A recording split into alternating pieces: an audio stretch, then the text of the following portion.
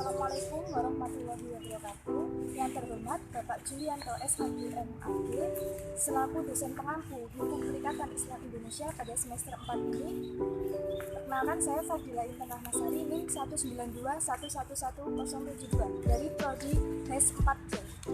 Dalam video kali ini saya akan menyampaikan general review terkait materi Hukum Perikatan Islam Indonesia yang setelah saya dapat pada semester 4 ini. Selain itu, saya juga akan menyampaikan apa yang dapat saya petik dari mata kuliah ini. Kemudian saya juga akan menyampaikan apa harapan dan cita-cita saya setelah lulus nanti, setelah mempelajari mata kuliah HPI ini, terutama dalam terjun dalam pekerjaan dalam bidang hukum.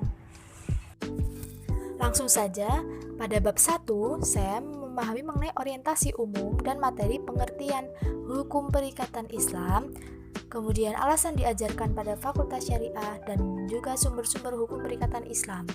Nah, pengertian hukum perikatan Islam sendiri menurut Profesor Subekti SH yaitu merupakan suatu peristiwa di mana seseorang berjanji kepada orang lain atau di mana dua orang itu saling berjanji untuk melaksanakan suatu hal. Kemudian mengapa hukum perikatan Islam diajarkan di Fakultas Syariah, yaitu untuk melayani kebutuhan umat Islam Indonesia dalam menjalankan muamalah dalam bidang perikatan.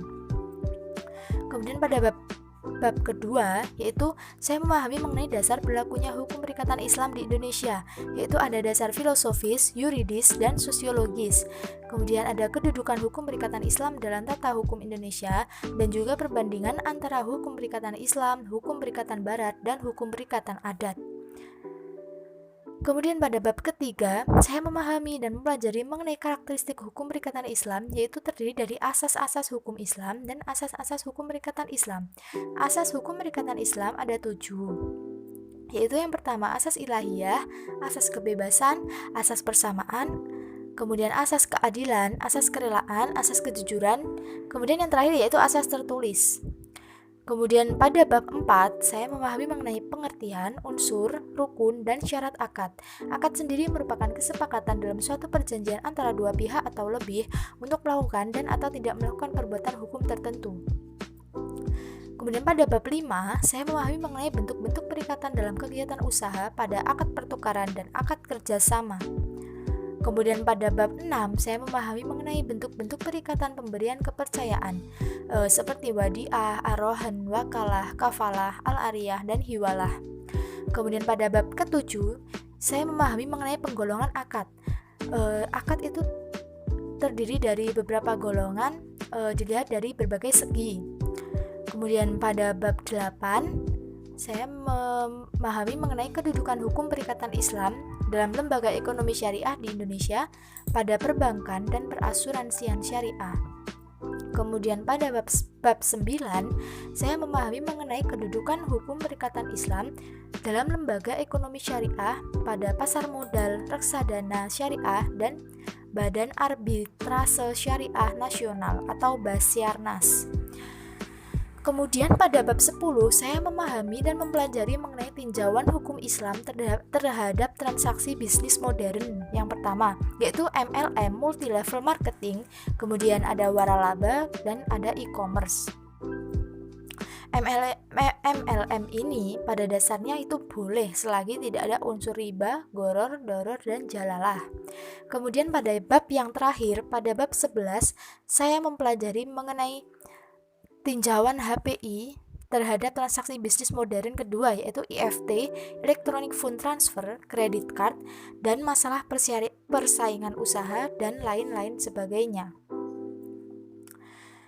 Demikian ke-11 materi yang saya dapat pada semester 4 ini. Hikmah yang saya petik dalam mempelajari hukum perikatan Islam Indonesia pada semester 4 ini, saya menjadi tahu seluk-beluk dalam perikatan, perjanjian, terutama dalam lingkup syariah atau dalam Islam. Kemudian saya juga mengetahui lebih dalam lembaga-lembaga dalam keuangan syariah, bahkan sampai lembaga penyelesaian sengketanya, yaitu Basyarnas.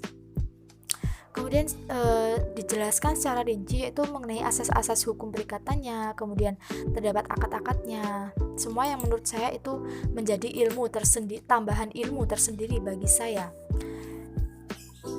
Dan kemudian cita-cita dan harapan saya setelah mempelajari hukum perikatan Islam di Indonesia ini, saya kedepannya ingin menjadi seseorang yang bisa membahagiakan orang tua dengan insya Allah kalau bisa bekerja di pengadilan agama atau pengadilan negeri.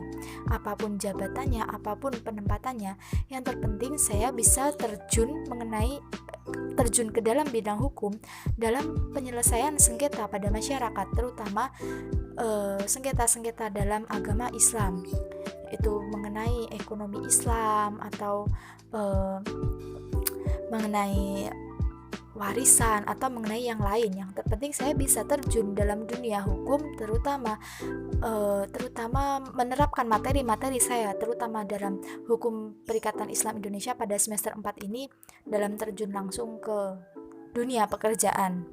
Demikian apa yang dapat saya sampaikan. Terima kasih dan mohon maaf apabila ada kesalahannya. Wassalamualaikum warahmatullahi wabarakatuh.